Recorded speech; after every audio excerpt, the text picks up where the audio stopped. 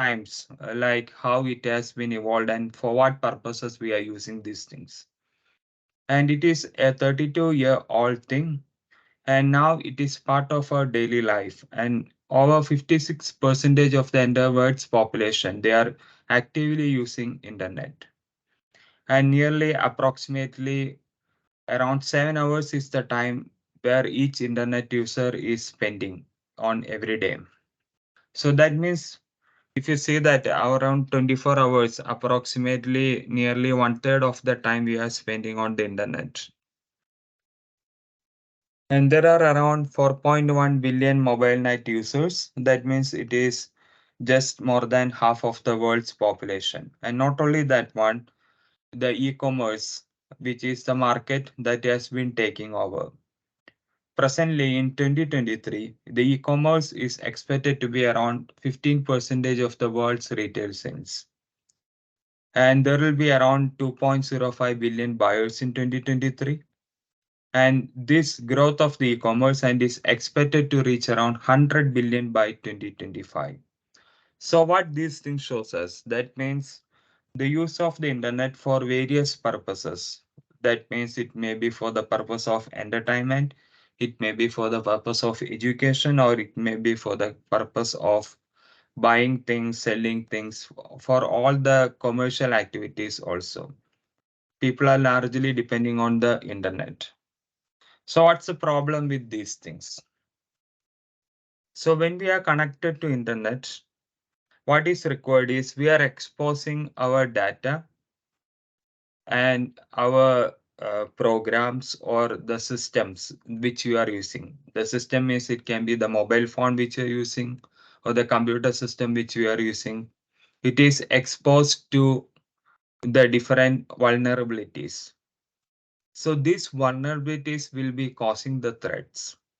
So that is what the cybersecurity comes to. So it is a encompass of technologies, the process and practices that are designed to protect the networks, device, programs, and data from unauthorized access. That can be one thing. It can be the form of an attack, or it may be something for the purpose of damaging.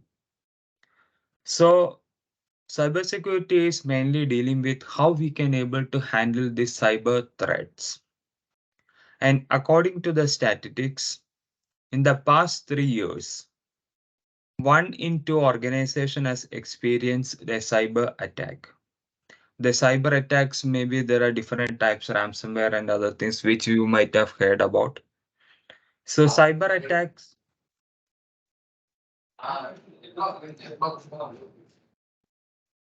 Hello. Participants, please mute your mic. Okay, fine. Otherwise, yeah.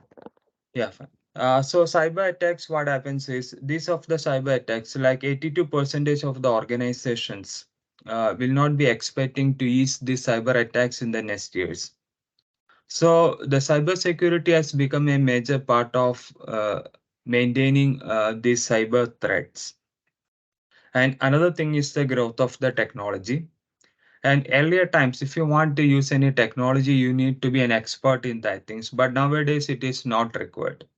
Even today, you can see by using ChatGPT and other things, if you want to write a program also, you don't need to do anything. You can just specify what is the tool which you need to use. It will generate the code for that one.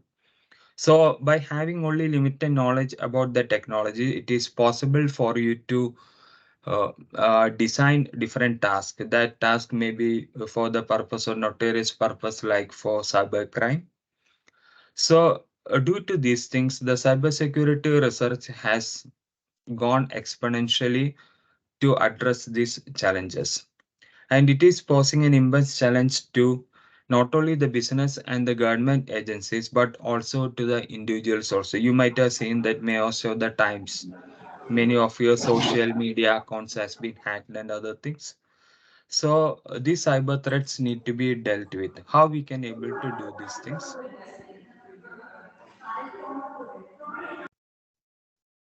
So Professor Jean Spafford is at Purdue University, is a scientist who is working mainly in computer security. What he told is The system that is which is truly secure is the one which is switched off and unplugged, locked in a titanium safe, buried in a concrete bunker, and is surrounded by nerve gas and very highly paid armed guards. Even though I won't stake my life on it, that means the the secure system could be one which you can say that you are not at all connected to an internet.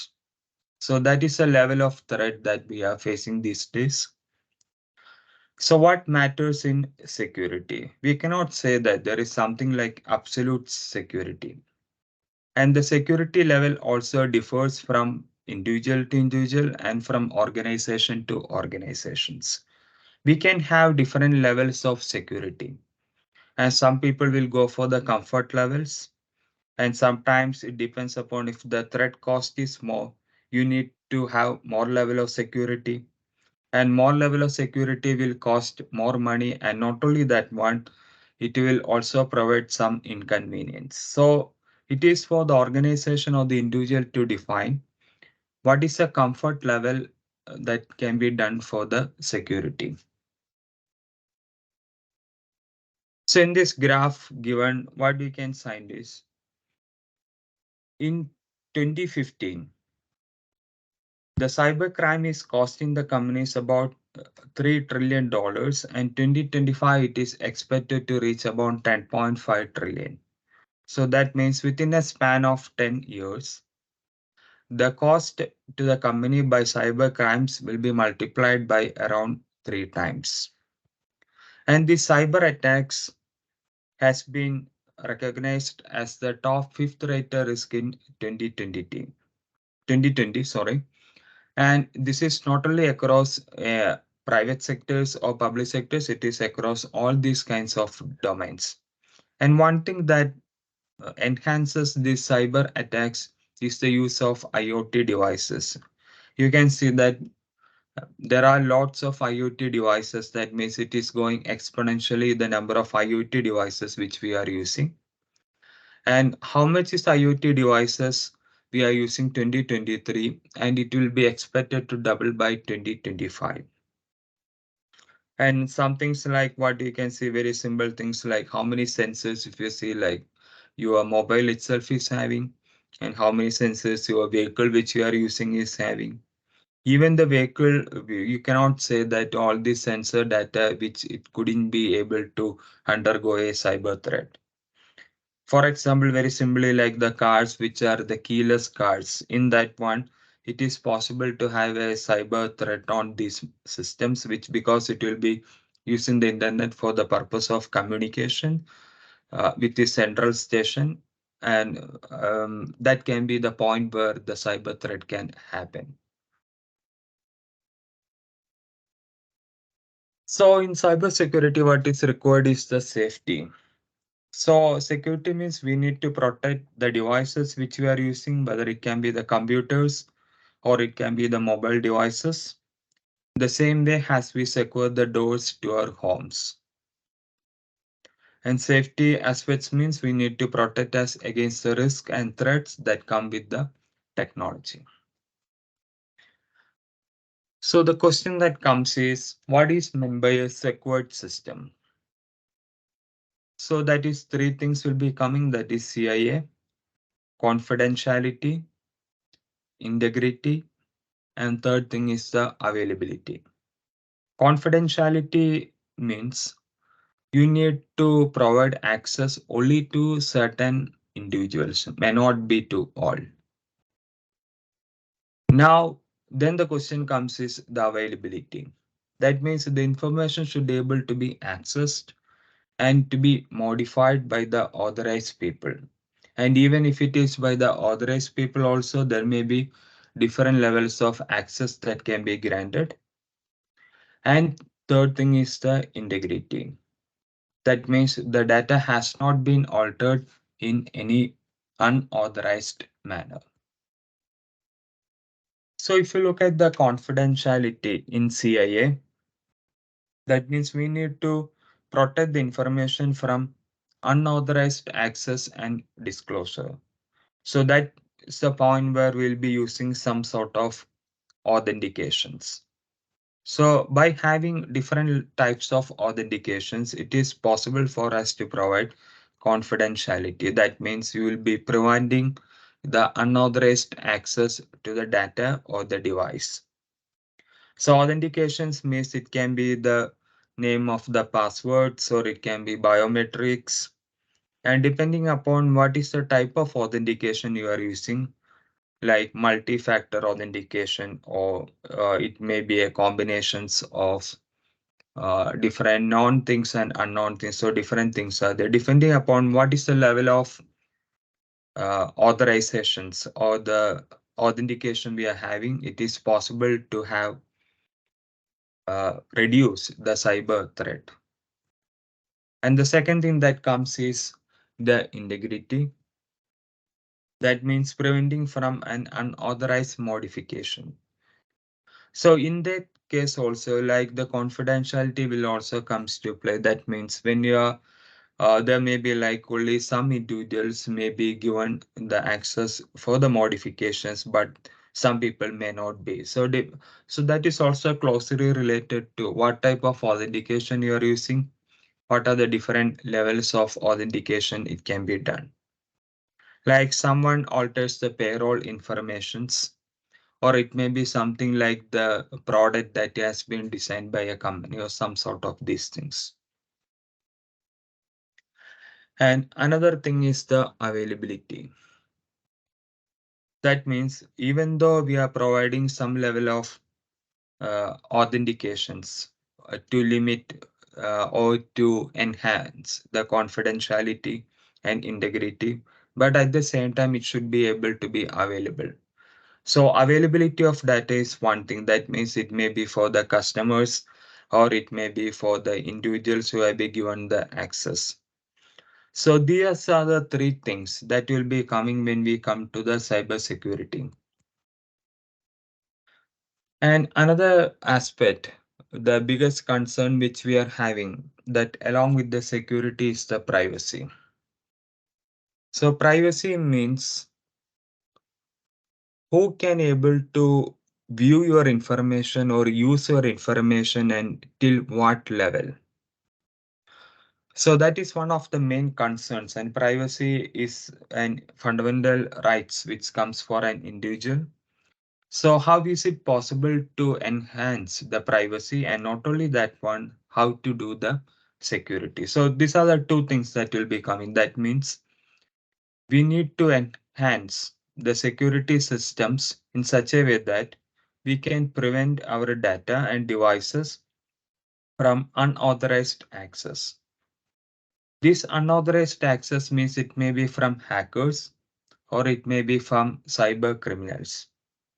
And another thing is the privacy. That means because if you see your mobile phone itself is having microphones, and not only your mobile phones, your computer has microphones, most of the things.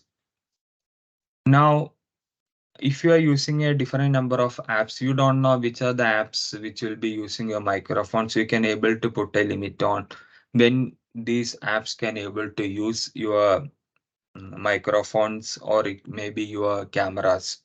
So by this way, it is possible to limit your privacy. But at the same time, also we need to ensure that this privacy is concerns are respected by these apps. So these are the two things that will be coming under the umbrella of cybersecurity. How is it possible to have security? That means we need to have confidentiality, integrity, and availability, and we need to have privacy. So privacy in the cons means it may be possible to identifiable, it is traceable, and it is also linkable. That means it shouldn't something like, and if you are using in an encrypted form also, like some people couldn't be given access to that one, or they may not be knowing what is the data. But at the same time, this encrypted data could able to be traceable and identifiable and linkable. So in cyber crimes means it is a generic term. That means any criminal activity that is done using the medium of communication devices. Communication devices means it can be computers, It can be mobile phones or tablets. So when a cybercrime is done, the target can be computers. That means attacking the computer of other people or any business organizations. Or the computer can be used as a weapon. Computer or mobile phones can be used to commit this cybercrime. And another thing is it can be used as an accessory. That means it will be used for storing the information that has been stolen or illegally obtained. So what are the different ways in which it is possible to enhance the security of a system? So some of the things like firewalls, that means you will be preventing the gateway to the internet. And another thing is the data encryptions. So encrypted things like maybe like I'm not an expert in that domain. Some things you might already know that by using public key and private keys, you can able to encrypt the data, and people who are having the key could able to only decrypt the data. Even there are some works where the data processing is done in the encrypted form. That means suppose if it is a private means the data of customers, this customer data will be converted to some form of encryptions such that people who are working on this data doesn't know, is like some sort of anonymizations, doesn't know who this data belongs to. They do the processing and they give the results back, but they don't have any understanding about whom this data belongs to. So that is one thing. And third thing is very simply what we can do is the authentications. And authentications which we are using in everywhere, like from your home, that is to physical things, to your mobile phones, to IoT devices, everywhere we are using authentications. So how we can able to do the authentication? So that is one of the preliminary steps that we can able to prevent the unauthorized access to your systems, your data, your services, or your sensitive informations. So authentication is one thing which we can able to uh, do to have privacy and at the same time the security also. So there are three traditional ways of verifying the identity of a person. So the three things are, one is like something you know, something you have, and something you are. Something you know means it is something like a password or it could be a passphrase. Something you have, like maybe the cards which you'll be using to have the access to certain facilities, and something you are. That means the biometric methods. So what you possess, something like keys, passports, smart cards, something you know, that means the knowledge thing. That means the passwords, which is not known to the other people. But there are some things which is not a secret thing that is already known to the other people. You might be knowing that most of the cases, like when you forget a password, it will be redirecting to the link to your mail. At the same time, to do so, in some cases, you need to answer the security question. So that means this is the information which is already known to the people regarding your favorite colors, your mother's name, your car. There are different things are there. So that is a combination of two things that is used for the purpose of authentication. And the third thing that is used is the biometrics. In biometrics, like it can be the physiological things like fingerprints, face, iris, or it can be the behavioral thing, the way you are walking, keystroke pattern, talking, perspiration. There are many things out there. Now, regarding the password, according to a study, what it reveals is 52% of the people reuse the same password for multiple accounts, and around 30% reuse the same password for all their accounts. Why the people are doing so? Because the thing is that if you are having multiple passwords, you need to take down all these things.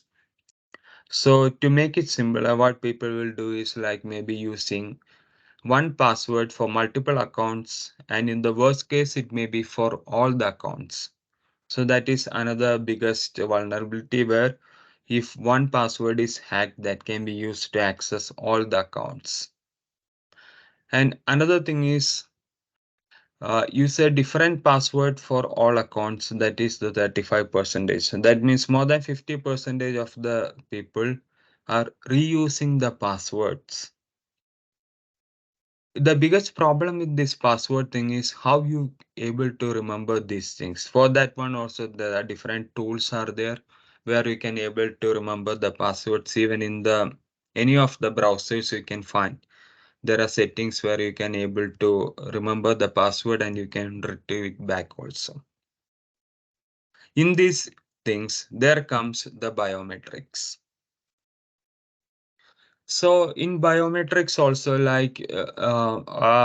because it is uniqueness, that means you don't need to remember anything and you don't need to carry anything because this is the thing which you already have. And these biometrics things cannot be lost, stolen, or forgotten. And it is more secure than a long passwords. So by using biometrics, it is possible to have authentications. But we couldn't say that these biometric systems are not vulnerable to threats. It is also vulnerable. It depends upon what is the type of biometric methodology we are using. It can be the iris one, or it can be the speech one. It can be the fingerprint. So, what is the different from the different types of biometric systems that are available? How is it? Which one you are going to choose? It depends upon how we can able to use the systems. Suppose if the case of fingerprint, you need to have a fingerprint scanner. And not only that one, along with that one, you need to have enrolling the persons. Once the person is enrolled, that template will be checked. So that is how this biometric system will be working. So depending upon what is the cost required for the implementation of the biometric system and what is the process, on based on that one, the biometric authentication method is selected. For example, during COVID time, try it is mandatory to avoid the physical contacts.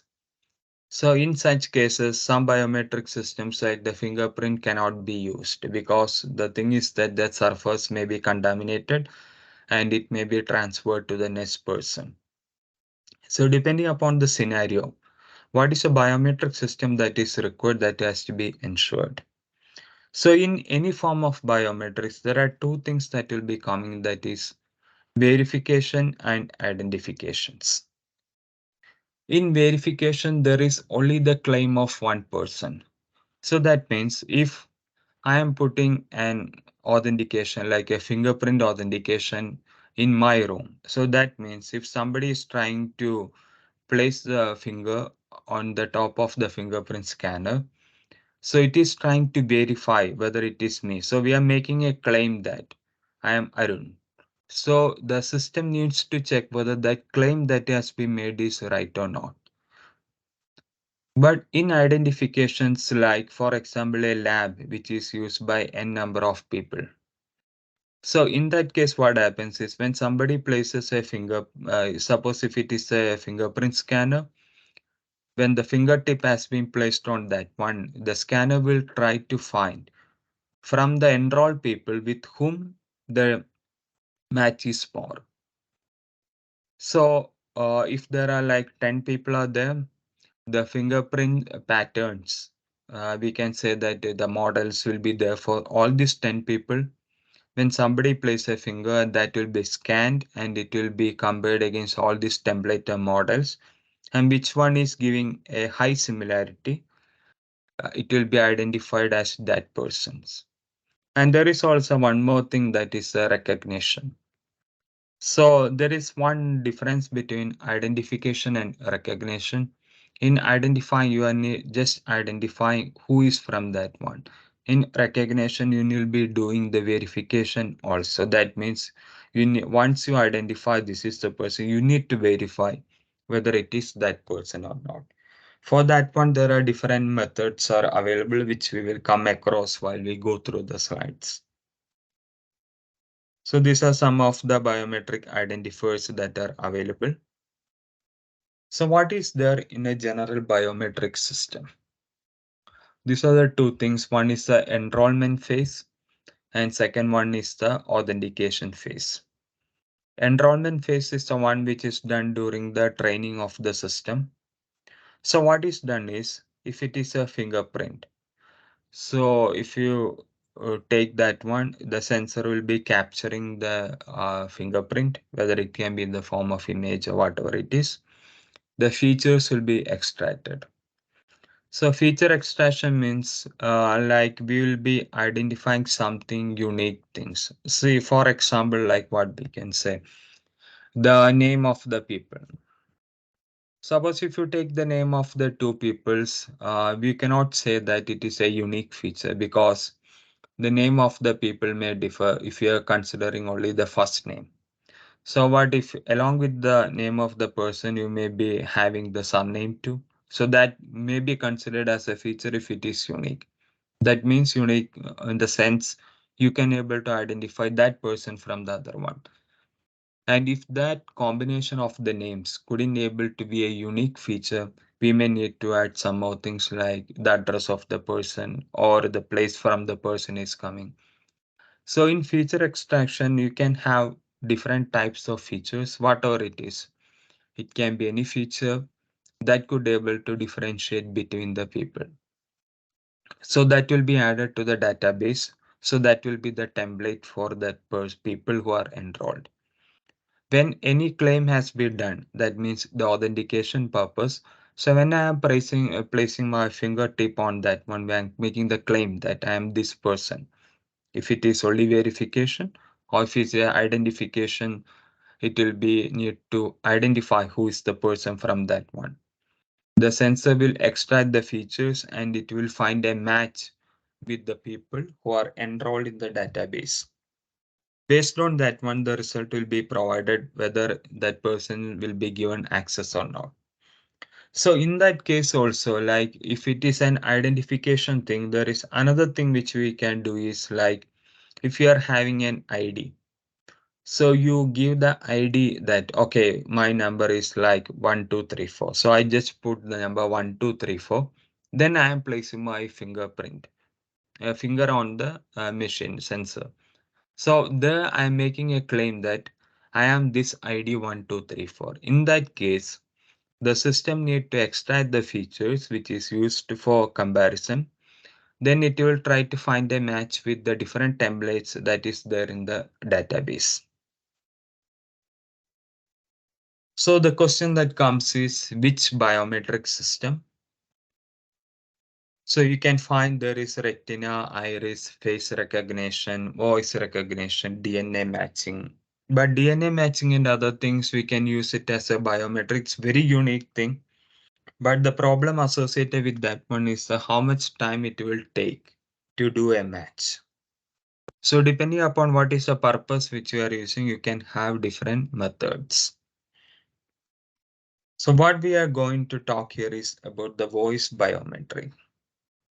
The voice biometric popularity is increasing, but now also the face is widely used, but the voice biometric popularity is increasing. Since this biometric system is used uh, commonly, the threat associated with that one is also increasing. Also, what leads to the popularity of this voice biometrics? The main thing is the biometric sensor which is required for the voice, which is a microphone. And another thing is that every person's voice is unique. But there is an exception for that one, like in the case of a twins. Some twins, identical twins, what happens is there is high similarity in the voice, so that these voices, depending upon what purpose you are using, it may not be able to differentiate between the two people. So we cannot say that but it is most of the cases, nearly 99.9 percentage, it is unique. Till the claim has come that it is not unique, you know. And similar is the case with the fingerprint or anything. All these things are unique till any other claims come. So and we can see that this microphones, which is the sensor which is required for voice biometric, it is available in almost all the devices, like the fonts which we are using, like in personal voice assistants which you are using at home, like Alexa, Siri, Echo, and all these things. So it is very cost effective thing. You don't need to have any specialized hardware for these things. Even in IoT devices, and these are some of the research areas that is going on.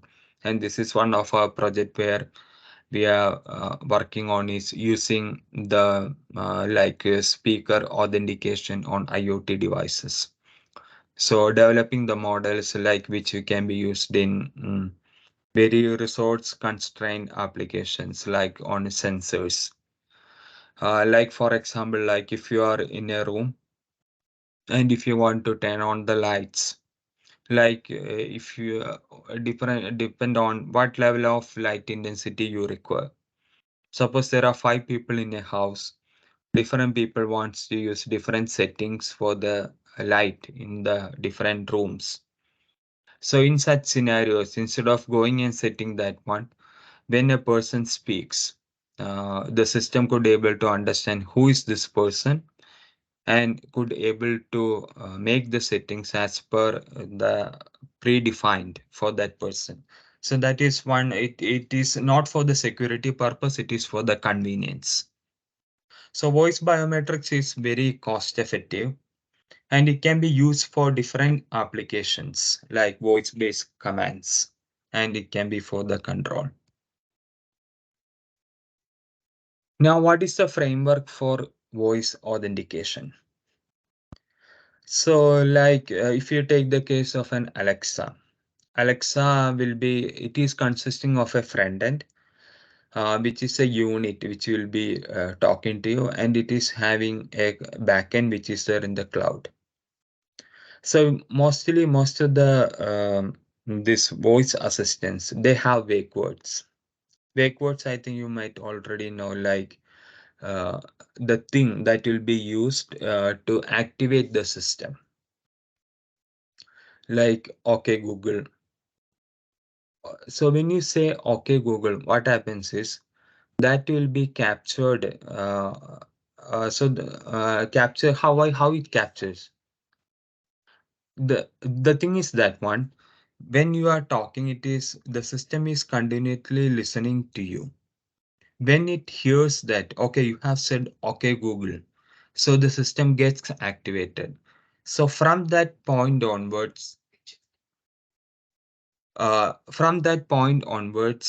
what you are talking, that will be used. See, I have said here, okay, Google, and my Google Assistant came up now. So that is the thing, you know. So what I am till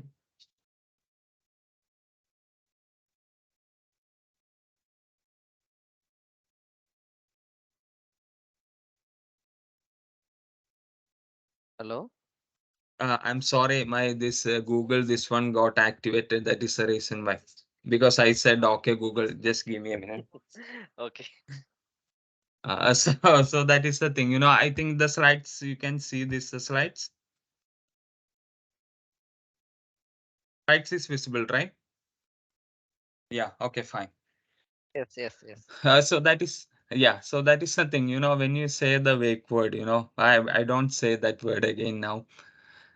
So when you say the wake word, what happens is the system gets activated. So you can see here one thing, you know, my Google is continuously listening to what I'm saying, and You might not be knowing whether it is recording or not, but it has been said that it will not be recording these things.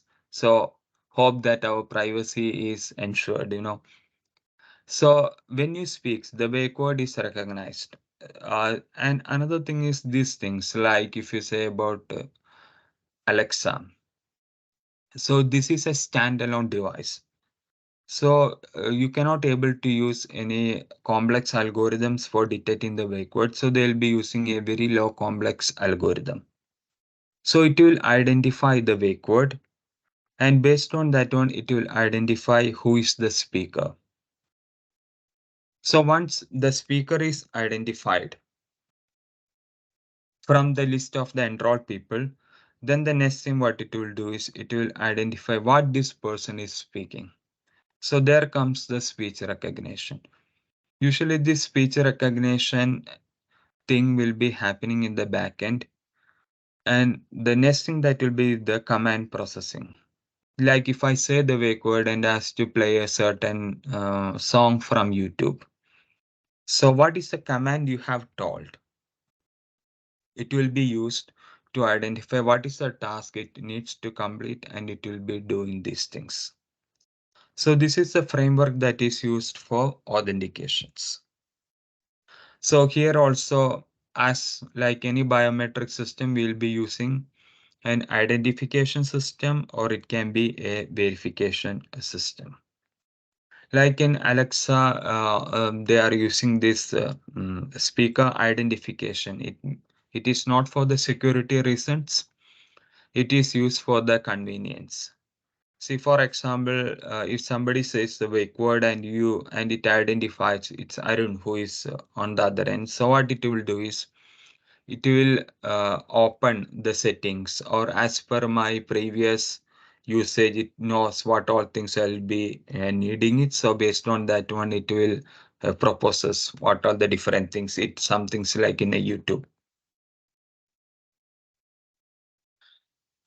So in this speech recognition, because in speech recognition depends upon what language, there are different language models has been used. So it will be the thing which will be done in the backend. So the command will be like what it needs to talk about, that will be done.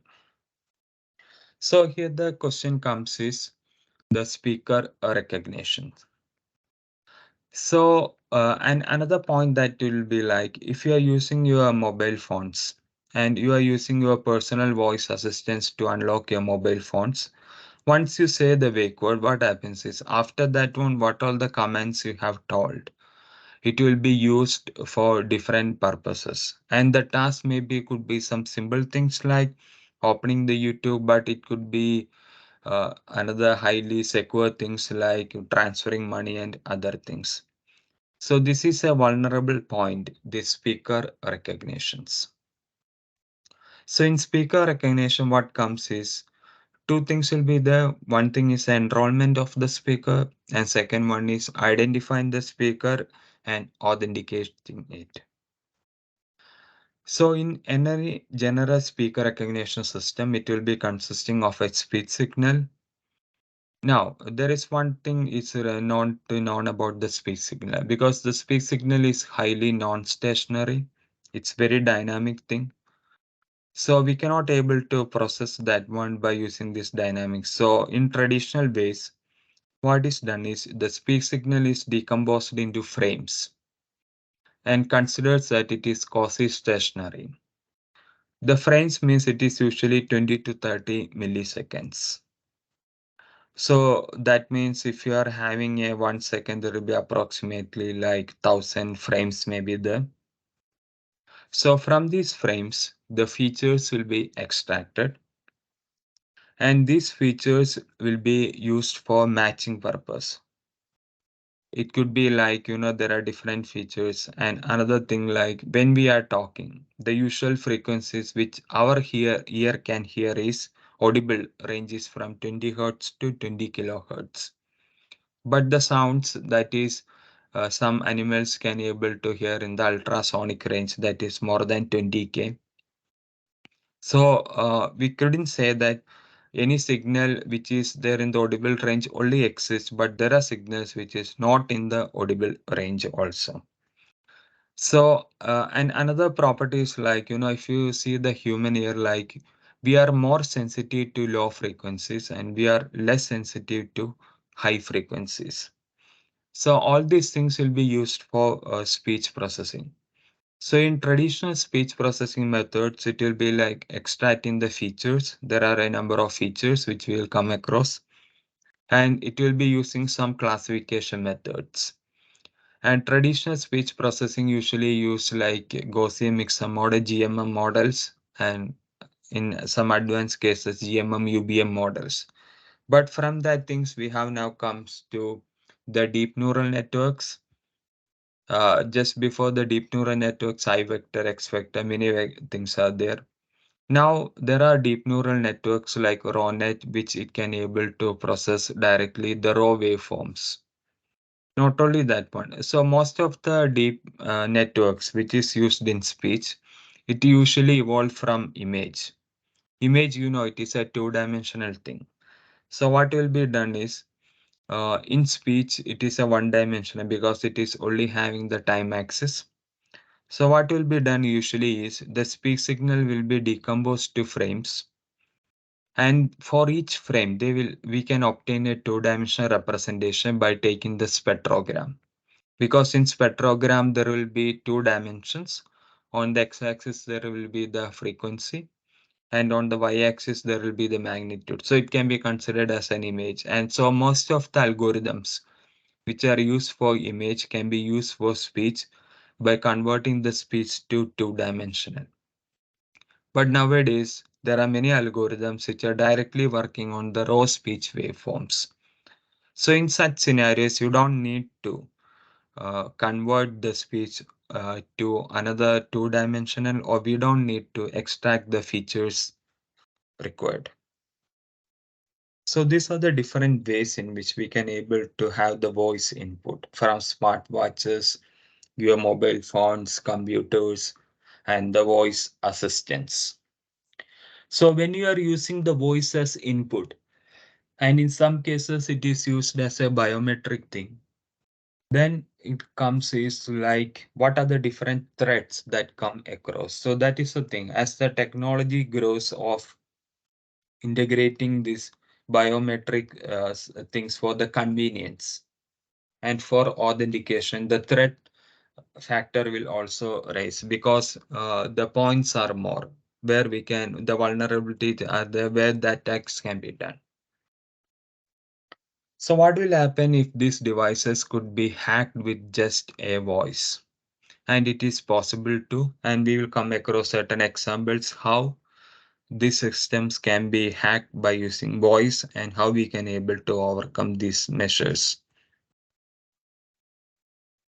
So in such scenario, there is one thing that is known as the audio adversarial attacks.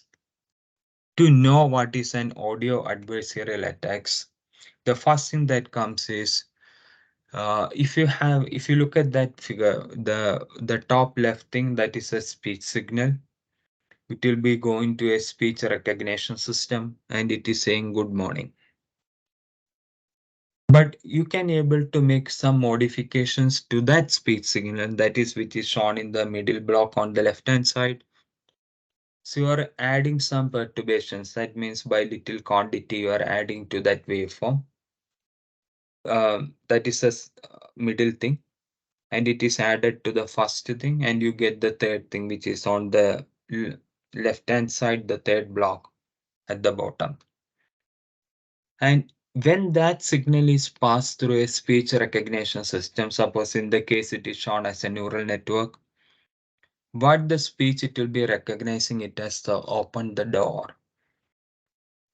So, and if the third signal which is on the bottom, if it is heard by a human, sometimes it may not be anything audible thing. It may be heard as a noise.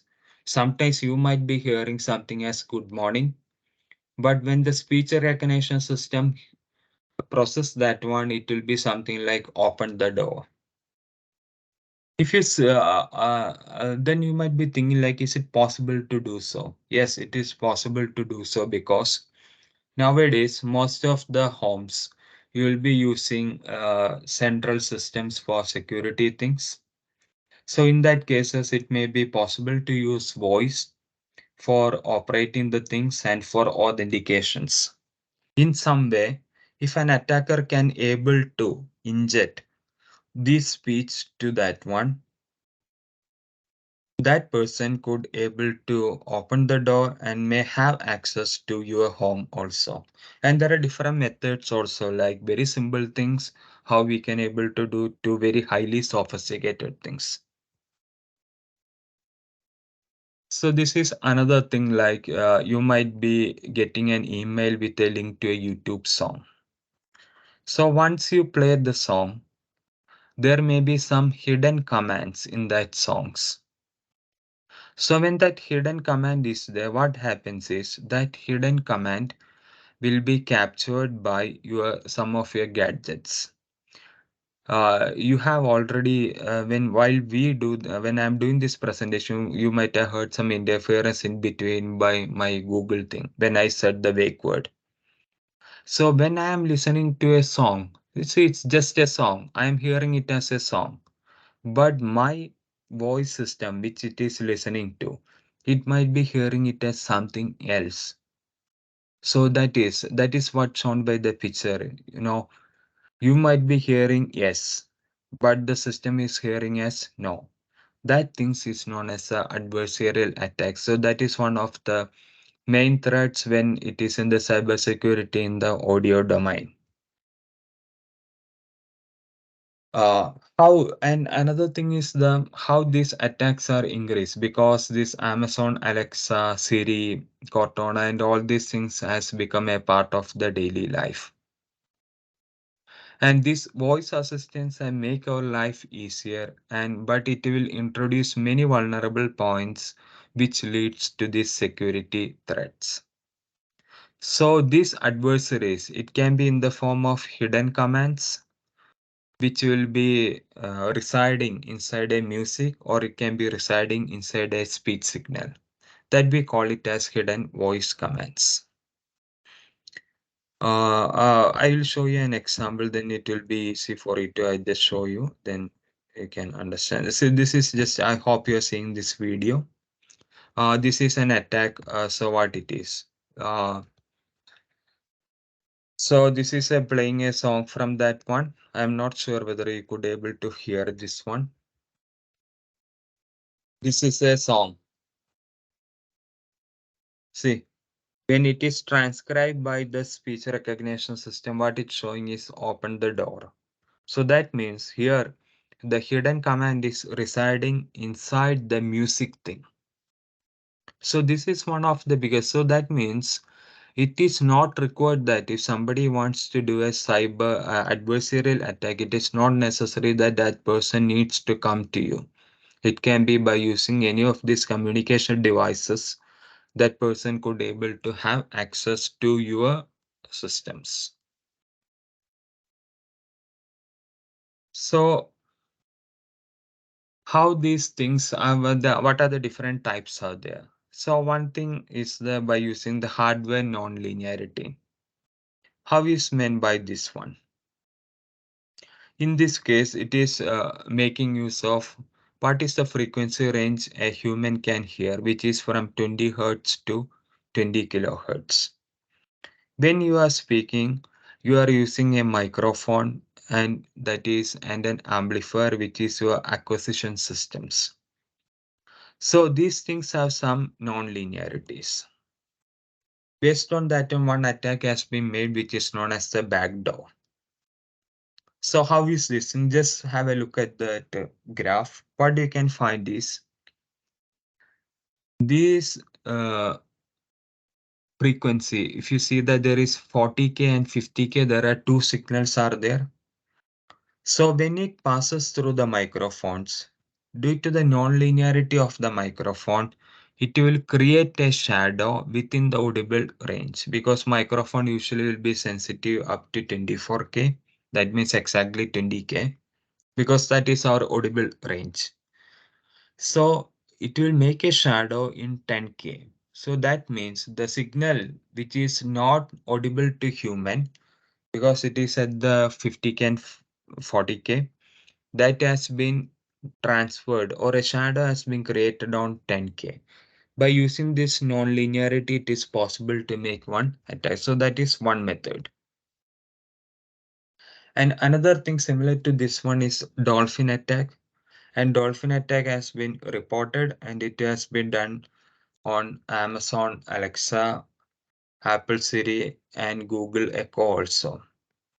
It is by using ultrasonic audio commands. So that is why it is called as dolphin attack, because dolphin could able to hear the ultrasonic sounds.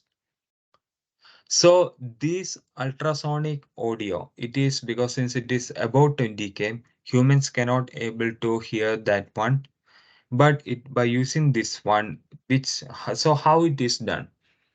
There are speakers which can able to transmit audio signals which are in this high ultrasonic range. By broadcasting this one and by using some technologies like modulation things, it is possible to move it from inaudible range to audible range. And when it is recognized, it will be transcribed by the system as something else. That is what this dolphin attack is. So I have said earlier that these hidden voice commands, all the cases, in some cases, like suppose the signal is open the door. So if you make some changes to that one, when it is transcribed by a speech recognition system, it may be something like transfer money to an account. But what about the audibility of these hidden voice commands? So in some cases, it will be obfuscated commands where the audible signal is created in such a way that it is perceived as noise by the humans. So that is what if you are having a signal X which transcribe as Y, you add perturbations to that one, it is modified to X prime. So what is this X prime? So when a human, that is what is shown at the bottom, when a human hear the signal X, it is transcribed as Y. And when ASR hears X, it is transcribed as Y. So that means if the signal something is like play the movie, you hear play the movie. ASR system will also transcribe play the movie. You add some additions to that one and you modified X to X prime. And when the human hear this one, you could only hear something it has a noise. You won't hear anything. But when the answer transcribes X prime, it will get Y prime, which it could be something like open the door, transfer the money. So some sort of these things. And based on that one, there is one attack that is known as the cocaine noodles. So how is these things done? So here also, it is targeting the Google voice assistants. It will be using the wake word. I couldn't say that wake word because my system gets activated. So it will be using that wake word which is used by the Google, and it is done on MFCC features. MFCC is one of the feature in speech which is used for many of the speech processing applications. So that is MEL frequency substring coefficients. So the spectrogram, because this speech is converted to frames. From frames, you are generating the MEL frequencies, and that frequencies will be converted to substring coefficients. So if you look at that figure which is given on the right of the slide, the audio commands is comes, it will extract the acoustic features. That means the MFCC parameters will be extracted. And from that one, the inverse MFCC is done. And the audio command is inserted to that one. And it is modified unless and until the speech recognition system gives the proper output. So this is an attack which has already been done, and this is known as the cocaine noodles. So this is the difference. You are saying the wake word which is shown, but when you transcribe, it will be something else. But at the same time, when you hear this one, You will not be hearing anything. You are hearing something as a noise.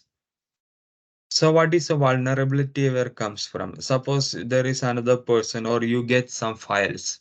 When you play that one, you feels like it's consisting of a noise, big noise, random noise. But there may be some commands inserted in that one, but it will be transcribed by your voice acquisition system as something else. So this is the overview of the attack. You will have that one. It is based on a number of feedback loop will be there. This is the feedback loop which will be working on. You will be having the phrase. So the audio mangler, it will be having and it will modify that one such that the commands can be inserted to that one. So to do so, it will go through a number of trials. By using these trials only, these modifications are done. So while doing that one, two things will be done. One is the listening by the human beings, maybe by the attacker. Another thing is the listening by the machines. So in both cases, the additions will be done in such a way that the human who is listening, he or she could able to hear only the noise, but the machine could able to transcribe it to something else. So here to generate these forms of attacks by having hidden voice commands, sophisticated technology is required. For that one, nowadays the deep neural networks are used. Another work by Carlin is an extension of cocaine noodles by using a different mechanism for white box attacks. So there are attacks could be two things. One can be black box or another white box. Black box attacks means you didn't know anything about the ASR system. That means the speech recognition system. Then you are designing the attack in such a way that it could be able to target any of the systems. So the complexity is very high because you don't know what is the methodology used. Another thing is the white box attacks. In white box attacks, what happens is you know what is the ASR system. For example, if you want to attack on Alexa, you might be knowing about what is the methodology that is used by Alexa for wake word detection. What is the methodology that is used by Alexa for speech recognition? So in such scenarios, you could able to make changes to the voice commands in such a way that you could able to pass through these speech recognition systems of Alexa. So it is less complex than the black box attacks. So in white box attacks, you have the knowledge of the target system. So the work by Carlini, what it uses, it also uses MFCC and it will have the MFCC for the audio and this MFCC will be modified in such a way that we could able to add these things. Now, this is same like how the adversarial commands, it could be the targeted adversarial attack or it could be the non-targeted. That means you don't have any targeted ASR systems. The targeted adversarial attacks are usually done for white box attacks and non-targeted is done generally for that means if it passes through any system, it's fine. If it is not passing. So this is the general thing about how the attack is done. We have seen already that if you use any of the voice authentication system, there are two things are there. One is the speech recognition and another one is the speaker recognition. So this is the attack which is done on the speech recognition system. That means you are hiding some commands inside the speech. So this is how the adversarial commands are generated nowadays by using the deep neural networks. So generative adversarial networks are used. So what it does is you will have the input audio. From input audio, you'll be generating the features. These features will go to the acoustic model. and the output of the acoustic model is Y, and you will be having the loss functions which will be used for modifying the model. And this output of the acoustic model, it will be compared with Y prime. So Y prime is our target phrase. Now what is required is the difference between Y and Y prime needs to be minimized. For that one, the modifications is done which is shown by the feedback loop. So here there will be a number of constraints will be coming. So it is not easy to generate adversarial comments. See, for example, when you are generating an adversarial comment, okay, I have this audio in my thing. That means uh, open the door. That is my target thing. But the audio which is there is like play the movie. So from play the movie, which a human is hearing, you should convert it to open the door. So when you want to do, there are two constraints that are coming. So the first thing is when another human is hearing that adversarial command, it should be only play the movie. When it is passed through a speech recognition system, for this case, consider that it is a white box attack. You know the system. So in that case, the output of the system will be open the door. So you need to satisfy these two constraints. So as the number of constraints, how much you need to achieve increases, the complexity of this generation system will also keeps on increasing. But it is possible to do so. So you craft these acoustic informations for that the target speech recognition system to work. But for the human being, it may be a noise or it may be something else. So this is another thing which is done on Kaldi ASR based on. So Kaldi means it is a toolkit that is used for the speech recognition system. You can find different models in Kaldi. There are many models which is using the deep neural networks by using hidden Markov model as the backend. So in Commander Song, what they have done is the attack is generated by modifying the songs. When these songs are modified, it is perceived by listeners as songs, but for an ASR system, it will be the commands. So this is the one which you have already seen before. We don't need to play this again. So here what it does is you have the song with you and you have the target audio with you. The acoustic model for the song is generated, which is the Y in this case. And from the audio, that is our target audio, the acoustic model is generated, which is the Y prime. Now we need to minimize the distance between Y and Y prime. So for that one, to the acoustic model of the song, the additions are done in small limited ways so that the distance between ny and y prime will be reduced.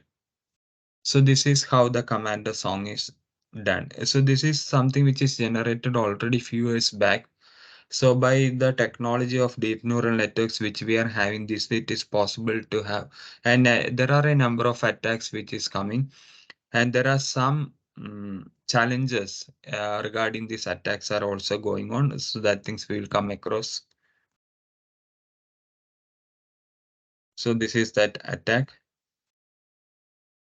And this is another work in which it is based on psychoacoustic hiding. Psychoacoustic hiding means in human auditory systems, if you are placing the additions at the boundaries, the humans couldn't able to hear that when there are two things like frequency masking and time masking.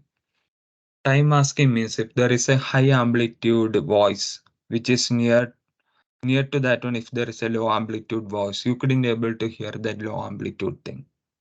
Similar way in frequency also, if there is a high amplitude frequency, near to that one, if there is a low amplitude frequency, you couldn't able to hear that one. So in this work, the raw audio is modified till it is possible to have the adversarial inside in that one. Now the thing that comes is this is only for human. For an ASR systems, it don't have these types of sensitivities. So it is possible to use this acoustic, psychoacoustic hiding principle. So how we can able to detect this hidden command? So for that one, there are different types of work. This is one of our work in which we have used how we can able to detect the hidden commands. So for that one, what is the methodology we have used is we are using multiple ASRs. What is the motive of doing this work? The motive is this one. When I am making some changes to a voice signal to hide some voice or to make an adversarial attacks, it may be working only with one type of speech recognition system. It may not be able to pass through all the speech recognition systems. Suppose if you take the case of the other example which I told, like play the movie. You want to change it to open the door. So when I am using that play the movie, when it pass through multiple speech recognition systems, which is using different technologies, all the transcribes will be the same. But if you are making some changes, perturbations to that audio signal, what happens is depending upon what is the speech recognition technology it is used, the transcriptions will be different. So that is the main principle that is used here. So here what we can find is there is one main ASR and there are four additional ASRs. We have used about four ASRs.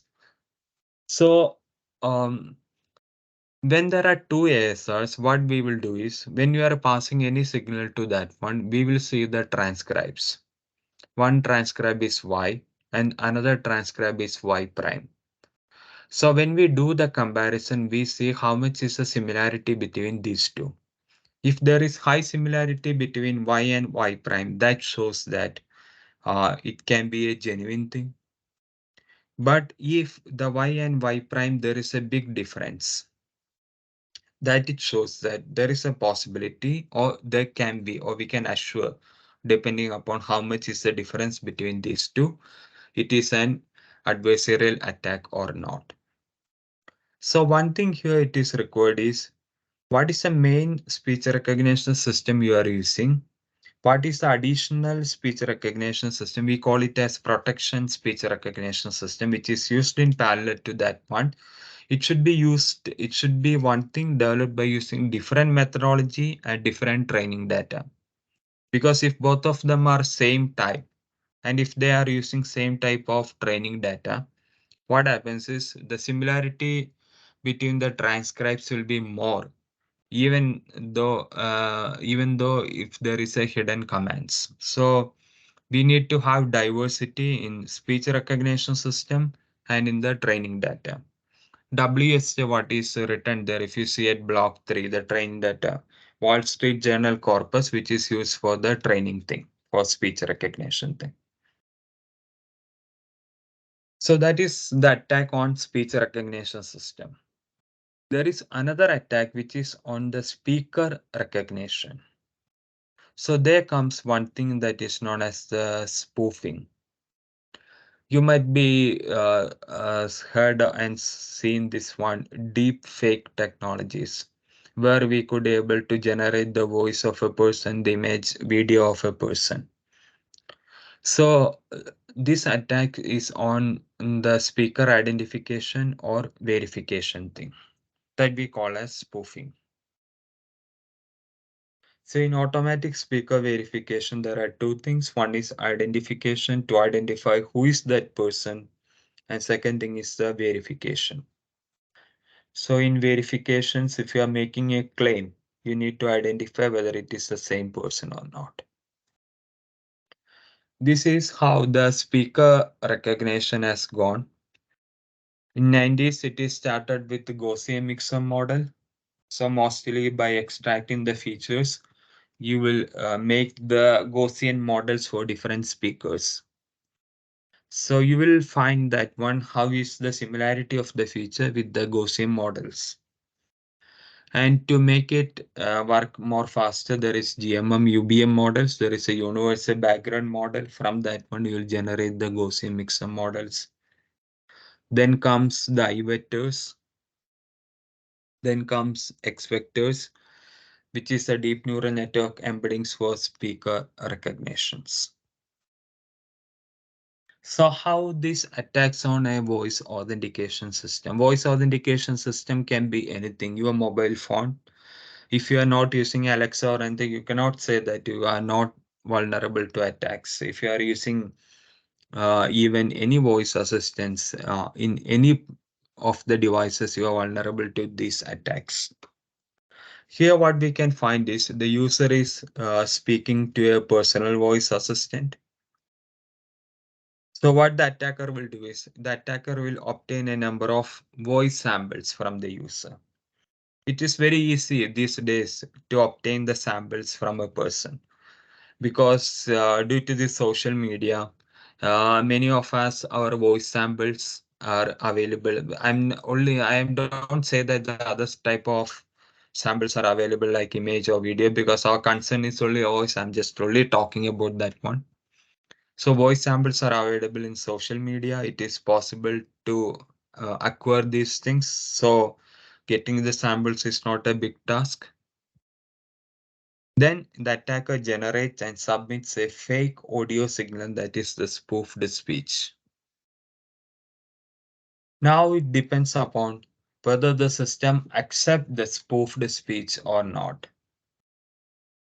So this is how it is possible to generate the attack. That means any of the users, if the voice sample is obtained, we can able to reproduce different forms of attack. Not one type, there are three types of attacks out there. It is possible to generate so. So now the question comes is how we will identify this spoofed signal, how this can be done. So this spoofing is done in image, iris, and all these things also, different ways. So this is how the spoofing attack can be done. This, if you look at that figure, there are 2 points, point 1 and 2. Point 1 and 2 are the points where the spoofing attacks can be done. So what is the point number 1? That is before microphone. That means where the point where you are speaking, the attack will be done before the microphone. The second point is after the microphone. So that means it can be by using some of the accessing the system through internet, that by hacking the system, it may be possible to inject a spoofing attacks which may pass through the speaker recognition systems. So these types of attacks, this is called as the direct attack. But there are other things where we can able to do attacks that is known as the indirect attack.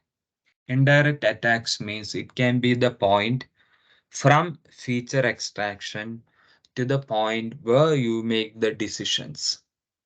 So it includes the classifier and all these things. So we are mainly concerned about point 1 and 2 and mostly in point 1 because it will be very easy to do so. As you go deeper from left hand side towards the decision point, that means proceeds from 1 to 8, the difficulty of the attack will also keeps on increasing. So our concentration is mainly on point 1, that means at the microphone point or at the transmission point. So how is it possible to do these attacks at microphone things? So that basically there are 4 types of attacks. The first one is the impersonation. So that means the twin problem comes in. That means if there are identical twins, the voice, there is high similarity. So what happens is the other person's voice may be used to access the systems, but may not be all cases. And very simple thing like another point of that one is the replay thing. So in replay, what happens is if I can get your audio or your speech signal, I can use that one for doing an attack. The other things like speech synthesis, voice conversions, this belongs to one category. We call it as logic access. But this one, you require some knowledge and you need to use some sophisticated technologies for doing these things. Now, regarding the risk of these things, impersonation, the probability is very low because even if you mimic the voice of a person, even if you hear it as the same person, but the internal characteristics are very different. But these replay attacks, it is very easy to do. So you don't need to know any sort of technologies to do a replay attack. So replay attacks is highly, the risk factor is very high. Speech synthesis and voice conversions also the risk factor is high these days because it was low. Why? So because by using these technologies, because nowadays to use any of these deep learning technologies for generating or cloning voice or voice conversions, you don't need to know that one exactly what it does. You can, by using a basic understanding, you can able to use that one.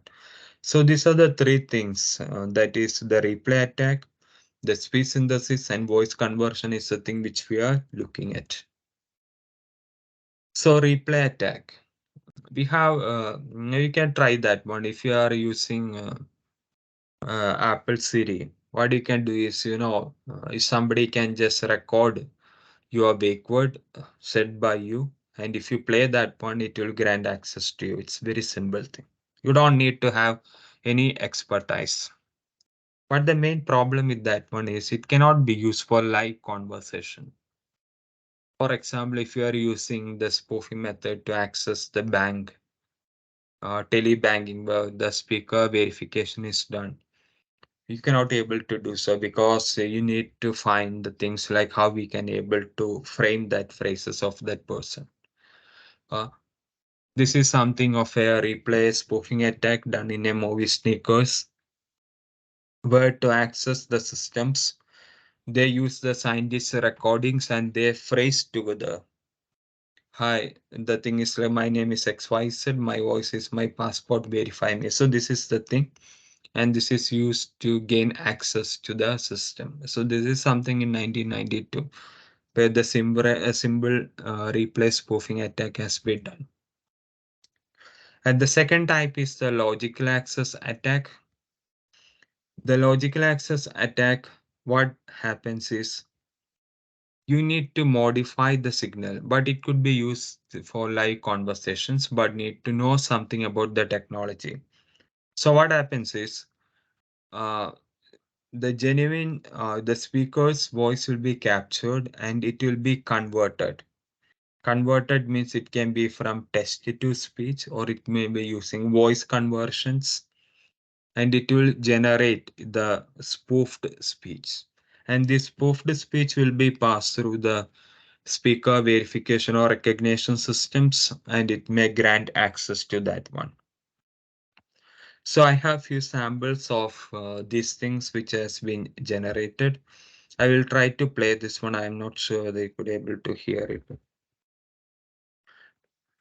So, so this is one thing.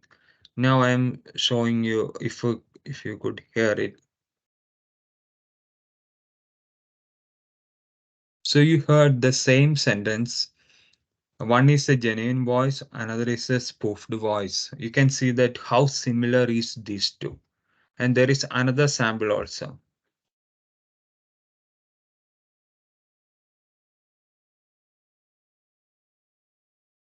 So there are two things. That is also looks very similar. I hope that you have heard that one, the samples which I have played. So these things are very close to each other. When you hear that one, hearing you couldn't be able to differentiate between these two.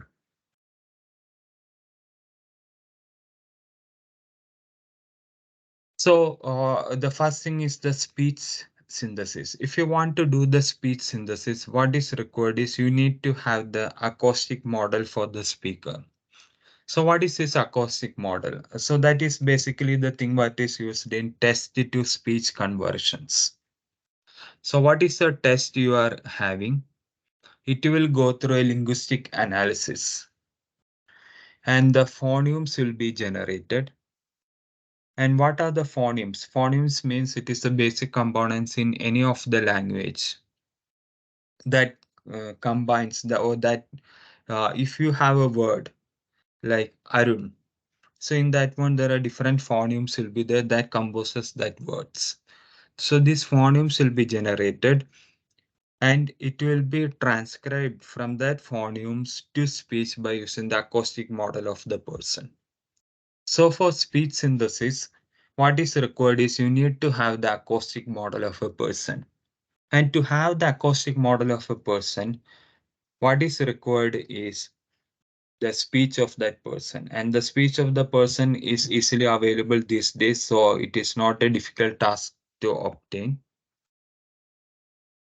And the another thing is the voice conversions. So what the voice conversion is, directly you will be speaking and it will be converted to the voice of the another person's. So here you don't need to provide any test or anything, and it can be used for real-time implementations because the text to speech what happens is you need to input the test, but here you don't need to do so. If you are having that technology, if like for real-time conversations, from the other end, what is the question or what is answer for to give you a response, you can give your voice, it will go through that system and it will generate the voice of the targeted person. So these are the different types of spoofing attacks that is there. Now the thing is how we can able to get rid of these spoofing attacks. So first thing that could be like elimination, and second thing is detection. And in detection also there are two types. One is spoofing detection, another thing is anomaly detection.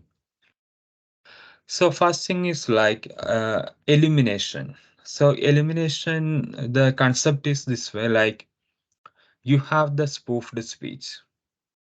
So in the spoofed speech, you may able to eliminate that adversary, but it may not be happening all the time. So you cannot able to do it all the times.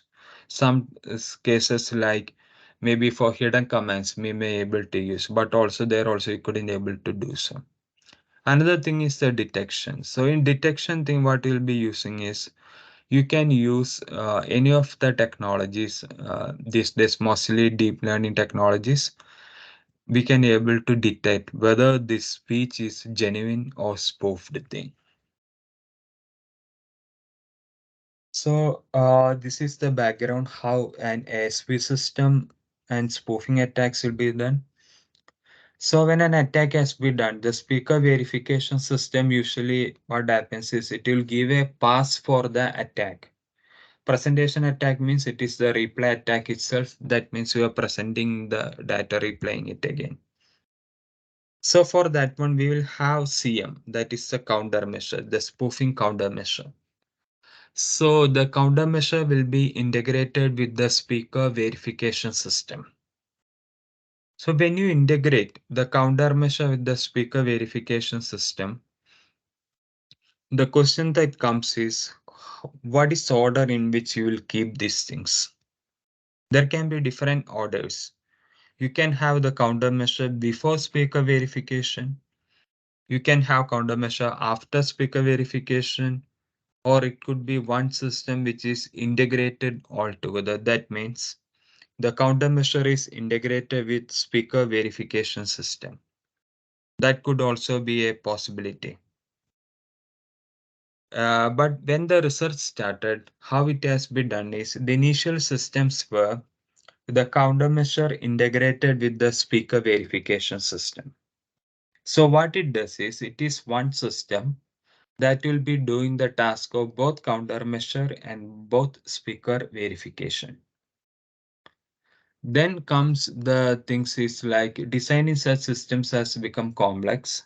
So what happened is the countermeasure is designed separately, the speaker verification is designed separately. Then the countermeasure is giving high accuracy. Speaker verification performance is also quite good.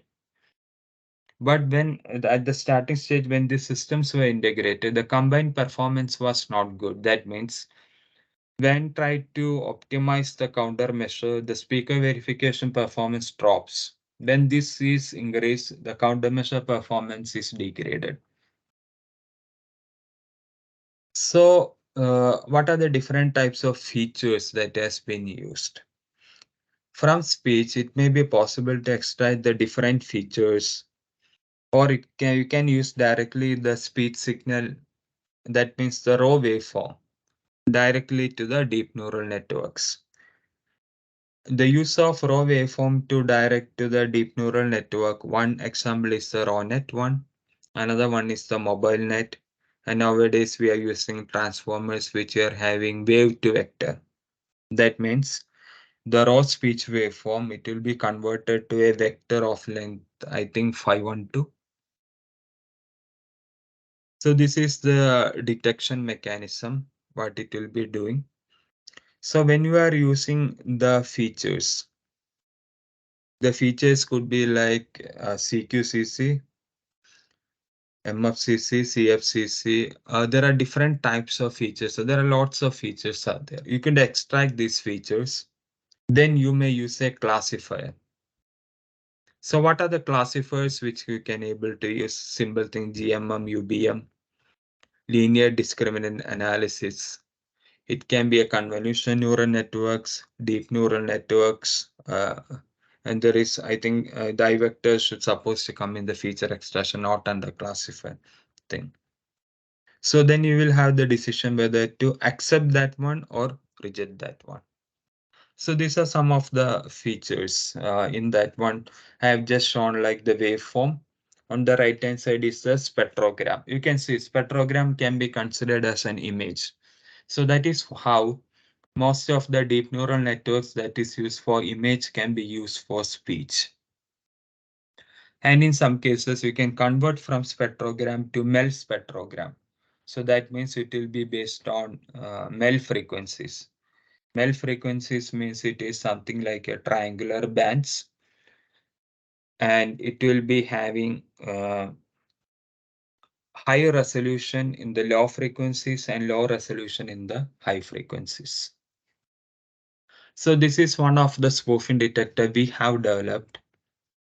It is making use of one thing that is known as empirical mode decomposition. So what we are doing here is we are using one methodology that is the empirical mode decomposition, and it is used as a replacement for MFCC. After these features are extracted, it will go to a classifier. So why we have used EMD? Because we need to have some spoofing detector which can be used in resource constrained applications, because our target system is a voice assistant. So in that thing, what we have done is the speech signal will go through the disk decomposition. It will then generate 10 IMF, intrinsic modular frequencies, that 10 IMF will be generated. These IMFs will be used for generating the features. So what are the features we have used? We have used 8 statistics per frame. These 8 statistics are mean, variance, skewness, and kurtosis for a frame size of 20 milliseconds. So the total feature vector will be of length 80, because there will be 8 per IMF and there are 10 IMF, so there are 80. So the advantage of this detection mechanism is it may be possible to do with 1 second, 2 seconds, 3 seconds. As you increase more seconds of audio from 0, the accuracy increases. When it comes to approximately 2 seconds, that is more than enough for us for the detection. So this is how intrinsic mode functions, what decomposes from EMD. Yeah, so another thing is that EMD is an iterative approach. So there are some deep neural network methodologies that are trying to have the empirical mode decomposition by using deep neural networks. So we don't need to have an iterative approach because here the main complexity associated with the system is the empirical this decomposition method. So to avoid that one, it may be possible to generate or do the EMD or generate the IMFs by using the deep neural networks. Now, this spoofing attacks has become ignited the minds of researchers, and an ASV spoof challenge has been generated uh, in 2015, and it has been held biannually. So there are in 2015, 17, 19, 21, 23 is recently going held. So what they are doing is, because mostly what happens is there is no benchmark data set and other things or methodologies or evaluation metrics how we can able to do that thing. So for that one, a group of researchers have done this ASV spoof challenge. So they provide the data set. You have the data set, you train on that one. Once you train on that one, you will be evaluated by using some benchmark portion of the data set, and based on that one you will provide the results in an evaluation metric form which they have given. The evaluation metric is generally done by using EER, that means equal error rate, which is commonly used in many of the evaluation techniques. So yeah, when the system goes to a spoofy detection, it will give the score like low, high, or this one. So this ASV spoof dataset, it is consisting of three things. There is a training dataset, and there is a development dataset, and there is an evaluation dataset. You can use the training dataset. So what is there in the training dataset? It consists of spoof speech and genuine speech of a number of speakers. So you can use that one to develop the methodology. And the development dataset is used for evaluating the methodology during development. And evaluation dataset is the one on which the final test is done and the score will be generated. So this is the SV spoof 2015. So it is consisting of logical access one. It is using text to speech and voice conversions. And it is consisting of training set consisting of 20 speakers, development set consisting of 35 speakers, and evaluation set for 46 speakers. So in this database, there is one thing that is known as the non-attacks and unknown attacks. Non-attacks means the attacks that is used for the development of the system. Unknown attacks is the one which the system is not familiarized with, but it will be used for the testing purpose to know. That is required because when you are developing a methodology for some attacks, after that one, a new attack is generated. Whether the system that is developed could able to detect that one or not. So these are some of the top performing systems in that one. So what you could find here is most of them are based on MFCC, GMM, and other things. And only very few of them have used neural networks based. So you can see here one thing that is you could find here is the ResNet. Even that ResNet, it is using a substring coefficients that is CQCC. And other cases, it is usually GMM and all these things. And there is one thing that is using the DNA. So the same thing which we have discussed is how we will integrate these things. So the integration could be done in three ways. One is the speech spoofing digital, that is countermeasure before ASV. Countermeasure is after ASV, or both the things are in parallel. So different approaches are used by the different researchers. Placing it before or after, there is not much difference because the final thing will be the decisions based by two of them.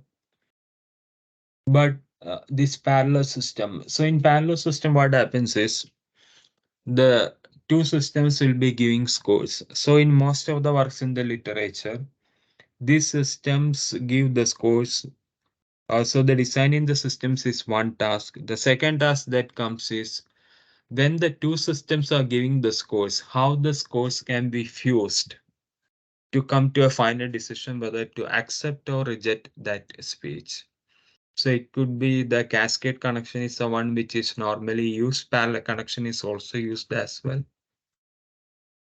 But nowadays, earlier during the start of the spoofing detection, the research was on integrated system, which I mentioned already, but deviated from that one, moved towards having separate systems. But now again come back to this integrated system because of the sophisticated technologies that is available.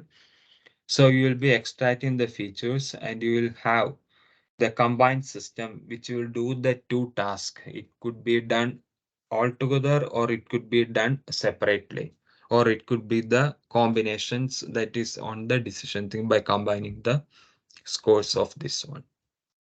So when you integrate these systems, the mostly the evaluation can be done by using the term that is equal error rate. So you might be knowing equal error rate is the point where the both the curves will be meeting and it is the threshold that will be used or the optimal operation point for the system. Now when the ER is calculated, it is calculated separately for the spoofing detection, separately for the speaker verification system. So when you combine these two systems together, how we can able to use that one? For that one, there is one thing that is known as a TDCF. So TDCF is a tandem detection cost function. So what is this tandem detection cost function do? So if you want to understand that one, just go back to this SSD integration. Suppose if you did take the case of cascaded connection, where the first thing, where the SSD system is followed by the speaker verification system. Now in this case, there are four types of errors may happen. The genuine speech is coming. The spoofing detection system may reject it. That can be one error. The second thing is that the spoofed speech is coming. The spoofed speech is accepted by speaker a spoofing detection system, and it is accepted by speaker verification system. That is a serious mistake. The third thing could be it may be accepted by the speaker verification spoofing detection, but may not be by the speaker verification system. So, like we can combine these different errors. So when we want to do so, if you want to have a combined performance, how we can do so? So for that one, we are using the TDCF function. That is a normalized tandem detection cost function. So what it will do is, if you want to use two systems A and B, what we will do is we will take these two systems separately. Then we will test it on a combined system. That means we will have scores for spoofing detection, scores for speaker verification, give to norm and apply this TDCF and see how much is the score is giving. So that will give its combined performance. So if you look at how the speech can be used, it can be used for different things like speech recognitions, natural language processing. It can be used for text to speech voice conversions. So since this is used for a number of things, the cyber threats in the audio domain will keeps on increasing as it is used for more and more applications. So there are many researches which is going on this one. And another area is the speaker diarizations. The point where like when there is speech, evaluating at each point who is speaking, not like on a fixed length audio, just seeing who is that person, continuously analyzing that one. So these are some of the popular toolkits that has been used for speech things, which is available in different languages. The Kaldi is one of the one which is used for automatic speech recognition. In that one, you can able to get a different number of models, which is already pre-trained on WSJ or different any data sets. And some of these data sets are freely available, and some of them you need to pay for that one. And for this research based on this spoofing detection and other things, the SV Spoof 2019 dataset is readily available. And the other datasets which you could able to use it, one thing is the TIMIT database. And the TIMIT database is consisting of 400 and something speakers, which is used for speaker recognition and other things. And another dataset which is the noisiest database, and this database will be consisting of different speeches which will be having different levels of noise incorporated in that one. And this W is the Wall Street Journal corpus, and in that one is also a too big corpus which can be used.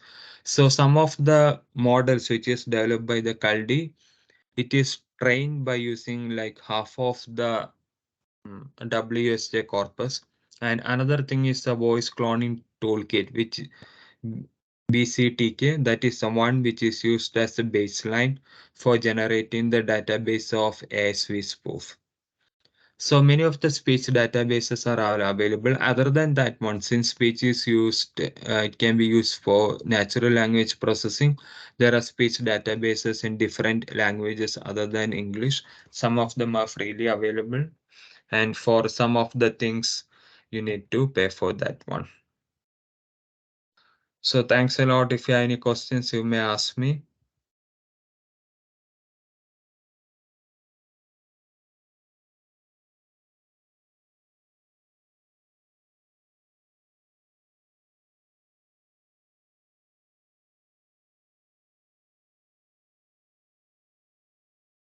Yeah, participants, if you have any questions, if you have any queries, please write in chat box, or you can unmute and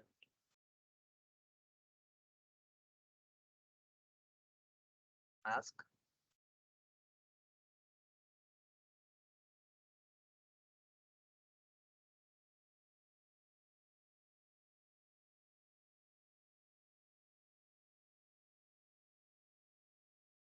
Another thing is that if you have any queries afterwards, also you may contact me at my email address, which is given in the last slide, arunsankarms@gmail.com also.